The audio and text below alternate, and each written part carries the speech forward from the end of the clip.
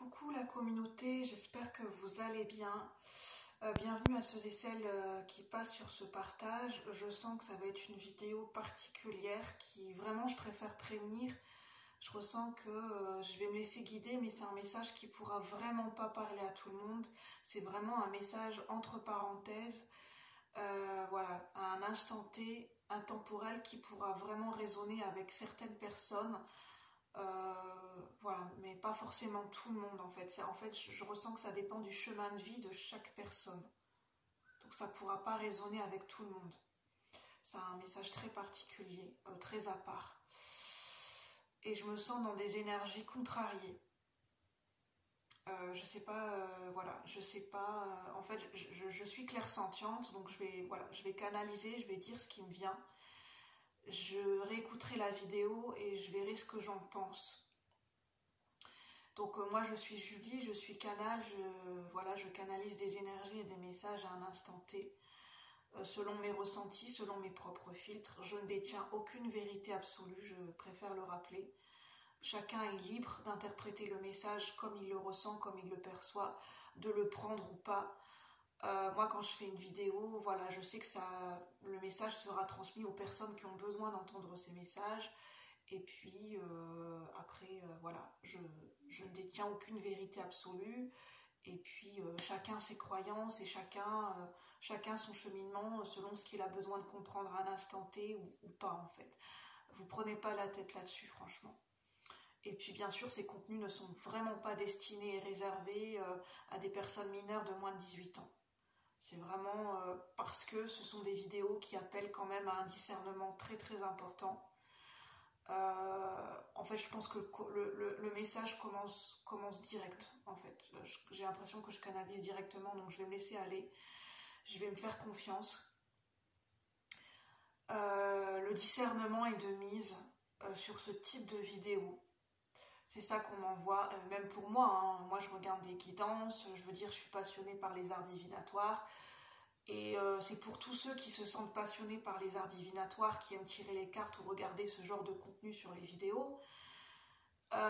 C'est pas pour jeter une ombre au tableau, c'est simplement pour nous transmettre. Je pense que c'est les guides de lumière, les énergies universelles, l'intuition, la vie, vous les appelez selon vos croyances, ce que je ressens à un instant T.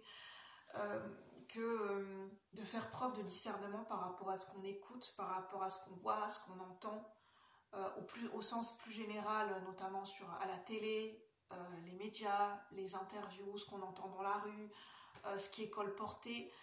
On vit dans un contexte qui est très particulier, qui n'appelle pas à devenir paranoïaque, mais à faire preuve de discernement, c'est un message que j'avais déjà reçu l'année dernière, mais qui est encore très important et très actuel. Même pour moi-même, de ne pas prendre pour argent comptant tout ce qu'on voit, tout ce qu'on entend en fait. Comment dire ?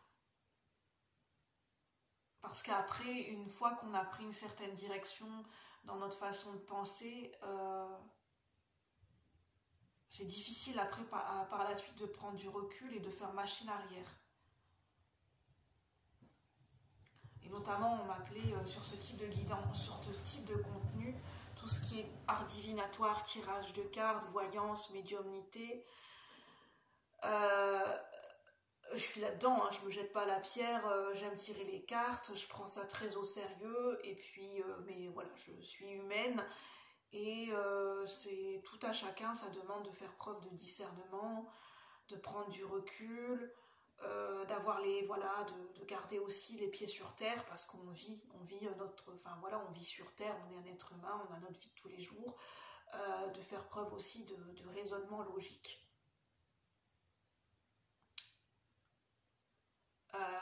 Pour pas tomber dans une dualité ou dans un schéma de fonctionnement mental qui serait troublé, où on se trouble soi-même.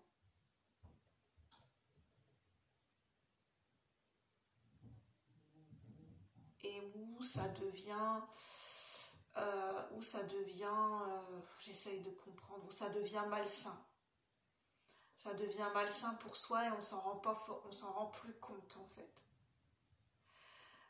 En fait, ce qu'on m'amène à vous transmettre, c'est que ce genre de contenu, de guidance, ça circule beaucoup, ça se fait connaître, c'est normal, hein, enfin, je veux dire, ça se fait connaître au niveau collectif et général, sur les réseaux sociaux, il y a de plus en plus de chaînes par rapport à ça, c'est vraiment pas pour dire, voilà, puisque moi j'ai une chaîne où je tire les cartes, c'est pas pour incriminer les gens, c'est un message d'avertissement et de mise en garde qui ne pourra pas correspondre à tout le monde. Ça correspond aux gens qui, comme moi, canalisent des messages, de faire attention aux messages qu'on canalise, dans le sens du contenu du message. Pas forcément que c'est un message qui sera complètement incohérent, trompeur, ou bien que c'est des mauvaises énergies sans s'en rendre compte. C'est pas ça, c'est... oui, de prendre du recul, enfin, je sais pas comment expliquer. De comprendre, d'intégrer le contenu du message au moment où on le transmet, ou a posteriori.